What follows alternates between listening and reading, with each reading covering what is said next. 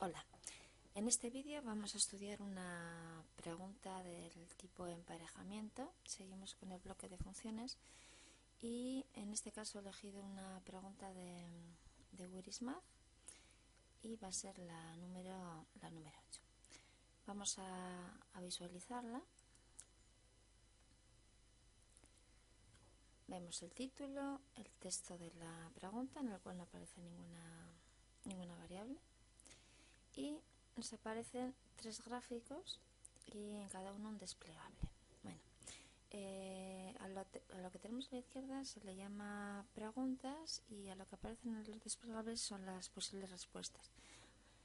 En este caso tenemos 4, uno más de los que aparecen aquí, es decir, aquí podemos incluir alguna opción más de las que aparecen en las preguntas. Y si desplegamos todos, veremos que efectivamente son las mismas 4 opciones para todos. Bueno, voy a contestar. Bueno, coseno, eso está mal. Exponencial y logarítmico. Vamos a comprobar.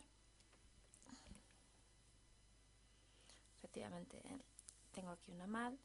Esta pregunta, lo que es la pregunta en sí, vale un punto. He contestado 2 y en este caso cada pregunta vale lo mismo y se ha penalizado con más o menos con un 33%, un poco más. Vamos a seguir en el mismo ejercicio y voy a hacer otro intento. Voy a corregir por si no es coseno o seno. Le damos a comprobar. Ahora ya está bien. En esta ocasión tengo 1 de 1, pero como he hecho un intento incorrecto, me ha quitado 0,10. Luego veremos cómo hay una penalización del 10%. Bueno, vamos a ver cómo se definen las preguntas por una parte con sus correspondientes respuestas. En los desplegables, lo que aparece son tipo texto llano. De aquí la expresión exponencial x y no e a la x. Veremos cómo solucionar este problema. Vamos pues a la edición de la pregunta, a ver cómo está realizada. Como siempre hay que decir dónde se almacena, en qué categoría, el nombre de la pregunta, cuál es el texto. Vemos aquí no aparece ninguna variable. Por defecto un punto, no hay mensaje de retroalimentación general. Y ahora vamos a indicarle, antes de ver lo que hay en el algoritmo, vamos a indicarle cuáles son las preguntas y las respectivas respuestas. Una primera pregunta es un gráfico. Aquí vemos que hay una variable. La respuesta exponencial de x, que correspondería a texto llano, que se puede meter directamente desde el teclado, y no aparece a la x. Esto no se podría generar en una pregunta de este tipo. Y sin embargo, aquí para las otras opciones, la pregunta vuelve a ser un gráfico. Veremos que está en la variable g2, su respuesta a la variable f2, veremos cuál es. Asimismo, la pregunta g3 con su respuesta f3 y una cuarta pregunta que no hay, pero si había una cuarta opción en el desplegable de las respuestas, esto se consigue dejando la pregunta en blanco y poniendo otra posible respuesta. Vamos a ver cómo están definidas las variables que aparecen aquí, que son las que tienen la almohadilla delante en el bloque de algoritmo.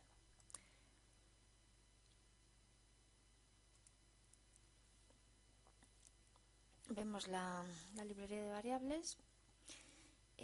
Han aparecido 3 gráficos, cada uno en un tablero diferente, y eso se consigue definiendo la variable S1, S2, S3 de la misma forma, tablero, entre paréntesis, tablero, paréntesis, tablero, paréntesis, con lo cual se generarán 3 tableros diferentes.